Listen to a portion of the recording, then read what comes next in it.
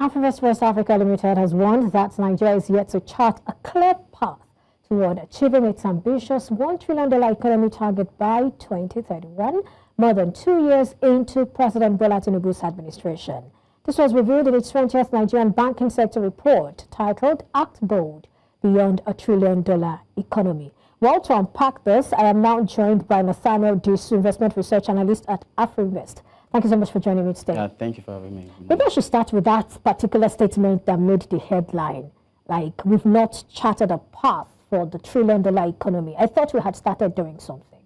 Talk to us about that. Okay, so for the banking sector report, how we drive at the title Act Bold is that based on what the President Tinubu's administration has already initiated since it came into power 2023 and where we are now. So we have the belief that the federal government needs to, for what they need to do just to turbocharge Nigeria's economy, is that they need to focus on 7 high-impact sectors. So that's where we get that acronym for Act Bold. So those are 7 major sectors. A is for agriculture, C is for creative economy, entertainment and tourism, and T is for technology, B is for banking and the financial industry, O is for oil and gas, L is for logistics, and D is for domestic manufacturing. So if they can focus on those 7 high-impact sectors, then we'll be on our way to achieving that target.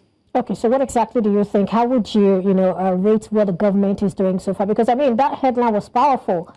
Okay, saying that we've not charted a path. So it's not that we've not charted the course. So what we are saying is that based on where we are now and what the target is within, I think the time frame is about 2030 or 2031. So based on, because when the government came into power, there've been some reforms that we've seen. FX subsidy removed, PMS subsidy removed, and the likes. But where we are now, also let's not forget that GDP rebasing happened earlier this year, and in 2022, our GDP was around $470-something billion. But based on what the rebasing has done now and the current exchange rate, about 1,500, so the dollar value of that GDP has now been slashed to about $270-something billion. So for we to achieve the $1 trillion economy, so there are 2 scenarios. At the current exchange rate above 1,500, we would need to grow at an average of 20% yearly for the next 6 years. GDP? Yes. 20%. Yes, where are we? What did we do in Q1? 3.13. And the other alternative is that the value of Naira to the dollar would need to be within the region of 500 Naira per dollar. And at that pace, we still need to grow about 5 to 6% yearly. So those are the 2 scenarios. But then, based on what the policy reforms have been, we've seen some kind of progress in that sector. So we are still optimistic that the government can still, they say, have what it takes to achieve that target. But the 2, let's say, scenarios are kind of challenging. So that's what made the premise of reports. That's a lot. Even IMF didn't even project that much, Anyway, let's come to the banking sector, because to a very large extent, this report was about the banking sector. So talk to us. What are the highlights for you looking at that report on the banking sector? So for the banking sector, there are different dynamics. Looking at the global banking sector performance, for example, since 2022, just after COVID, because global central banks needed to jumpstart the economy. So with that, there was a lot of monetary policy easing, and so that led to spike in inflation. And as around 2022, global inflation was north of 9%. So that was a challenge that from 2022 up to 2020. So what the global central banks were doing was to tame down inflation, and also with the geopolitical dynamics from Russia-Ukraine issue to now tariff, we're talking about tariff policies. So those, and also let's not forget the activities in the Middle East, that has also weighed on all those things. But this year so far, we've seen that inflation has been taming down. I think global inflation is around the region of 4%. So we've seen a lot of progress. And also, if you look at global central banks, this year they've kind of nosedive in terms of inflation. Even the US Fed that everybody's kind of benchmarking on. Yes, so US Fed has already given an hint that signal that policy parameters would likely change beginning from Do September. you think Nigeria's, Nigeria has also signaled a policy shift in terms of its monetary policy? Do you think it's because it's trying to benchmark global central banks, or you feel that, okay, we have done well enough in, trying to tame inflation? So for the Nigerian Central Bank, and since the installation of the Cardoso administration, we've been seeing a lot of policy reforms to return to orthodoxy. And based on what is currently happening now, if you look at inflation, despite that on a year-on-year basis, we've seen that there's a moderation in inflation.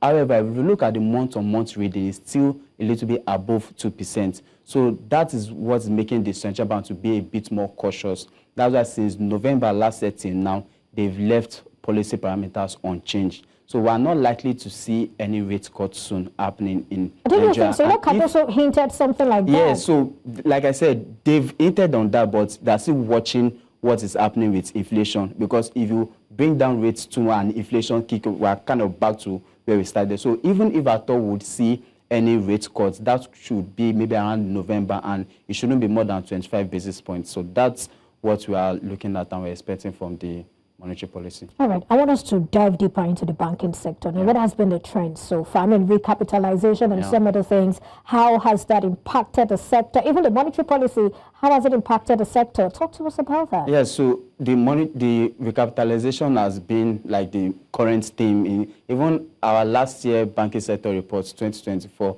It was kind of hinged on that recapitalization drive, and like so since when that policy was initiated, and I think now we're about 6 months away. So we've seen a lot of from banks. The deadline. Yes, from the deadline in March 2026. So we've seen a lot of banks come to the market to raise capital. And as at current reading, I think we have about 6 banks that are completely, both listed and unlisted. No, there's one that is actually unlisted. So yeah, they are all listed. I mean, but, yeah, exactly, listed are 6. The ones that are not listed are about 9, 11, thereabouts. So we've been seeing that banks, a lot of banks are kind of completed their, and most of them, if not all, they've already done the first tranche of their public offer of their capital raise fund, and others are also in the market. So we are expecting, or we are optimistic that these banks would be able to meet up with the recapitalization deadline. And in terms of how that has affected the market, if you look at the NGX, for example, so far year to date, the banking index has outperformed the Osher index. As at Friday, Osher index was about 36% year to date, while banking is about 41.1%. And you can't compare that to insurance and consumer goods. Yes, so that's where I'm coming to, because even in the financial sector, you can see insurance also, they've been processed on recapitalization. So this has also weighed in on the market. And if you look at, I think around early Q2 or so, there was a major tier 1 bank that listed their shares on the London Stock Exchange. So that has also driven sentiment in the market that, yes. Oh, but I think I have limited time according to my director. So I want us to tie all this. I mean, what will be your pattern short, the most important thing for you, the highlight from your banking sector report? So we just close on that. Yeah, so what the highlight is that Nigeria has what it takes to achieve the $1 trillion economy. So despite the fact that there are challenges, but we've seen progress being made. On the monetary policy side, they've returned to orthodoxy and the like. And also on the fiscal policy side, if you look at it, the major thing everybody talks about is crude oil production and everything. But if you look at it, does the NUPRC released a data, I think on Thursday last week, about the rate of crude oil losses.